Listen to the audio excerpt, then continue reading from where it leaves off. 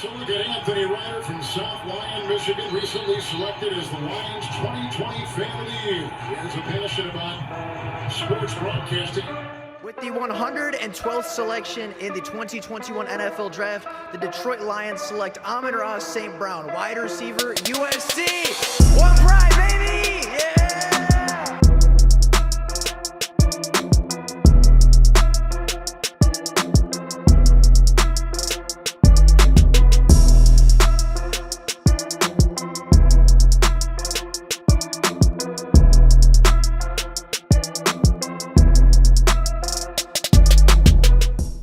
What is going on, everybody? Welcome back to another Detroit Lions video. Now, if you were to ask a lot of Lions fans what the strength of this team is going into the 2022 season, a lot of them would argue that it is the offensive line, as Taylor Decker, Jonah Jackson, Frank Ragnow, Big V, and Penei Sewell all have legitimate Pro Bowl arguments going into the 2022 season, right? Starting at left tackle, moving your way over, right? Taylor Decker has played at a Pro Bowl level. Jonah Jackson's coming off a Pro Bowl. Frank Ragnow went to a Pro Bowl in the 2020 season. Big V did not allow a sack a season ago. And after about week 4 to 5, Penei Sewell played like one of the best tackles in football. And not even just the top 5 are very good, but Tommy Kramer and Evan Brown, the backup center and backup guard respectively, both played very, very quality football when injuries arose a season ago and they were called upon to start for the Detroit Lions. However, despite putting in multiple first-round picks, multiple contract extensions, and giving them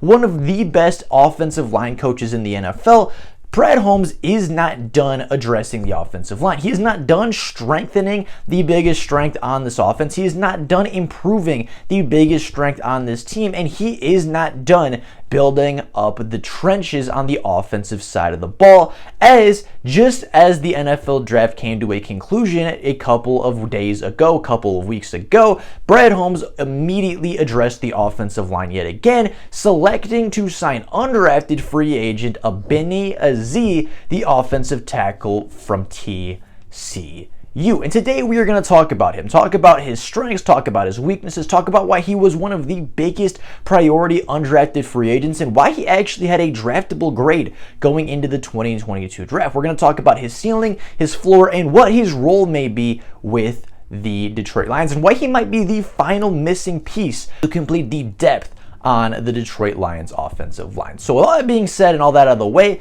let's get right into taking a look at Obinna Azee, the offensive tackle from TCU.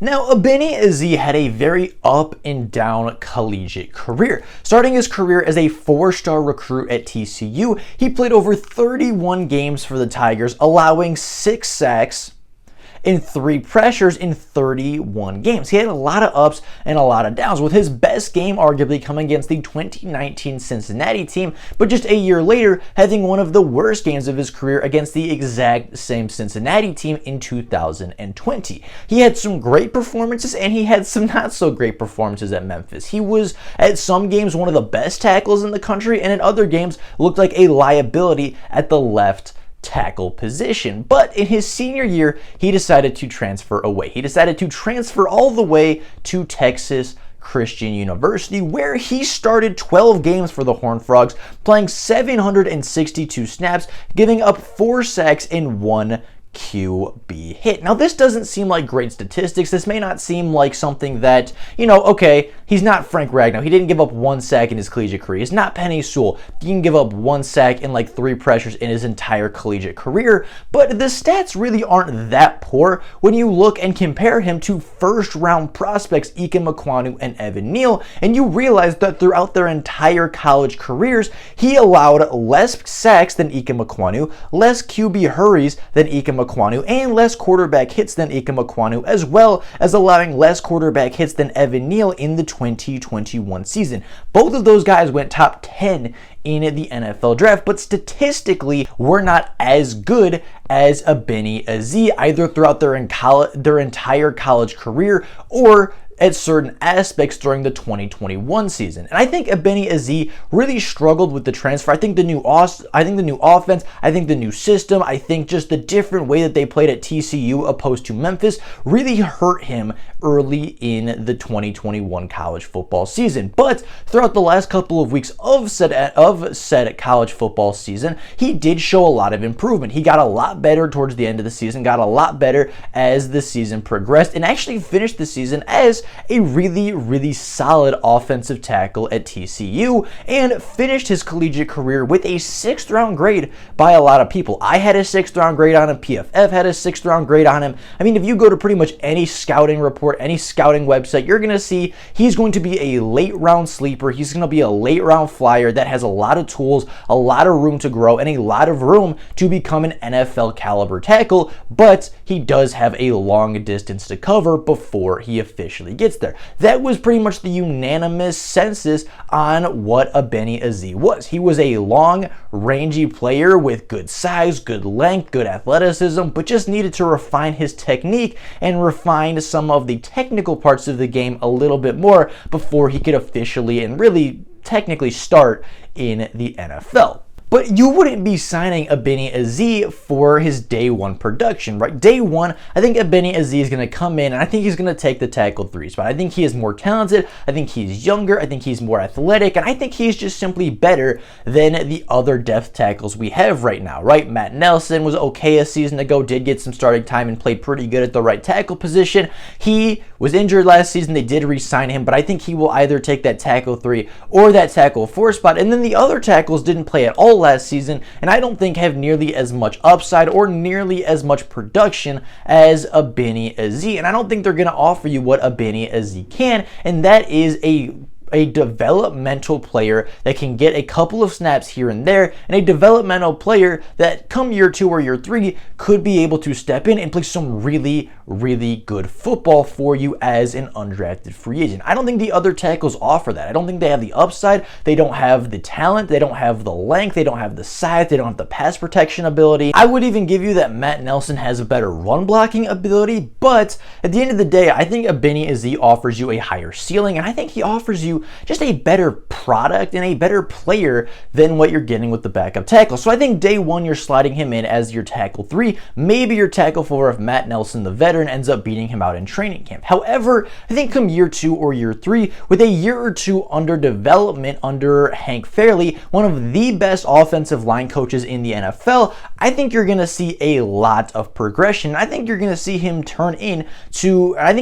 go from a ball of clay prospect, right, a guy with good length, a guy with good size, a guy with good measurements, into an actual good football player for the Detroit Lions, right? And when I say a ball of clay prospect, that's exactly what he is, right? I would have felt comfortable taking this kid in the 6th round because the tools are all there for him to succeed at the NFL. He stands, or at least according to TCU's official website, he is listed at 6'8", 334 pounds with 36-inch arms. He ran a 5.17 40-yard dash, having a 104-inch broad jump, as well as an 8.2 second 3-cone drill. He is a good athlete. He's got really good length. He's got really good size, and he has all of the tools to succeed at the NFL level. And he's not going to succeed day one. We've already talked about that. But if you were telling me you could give the best offensive line coach in the NFL a tackle that is 6'8",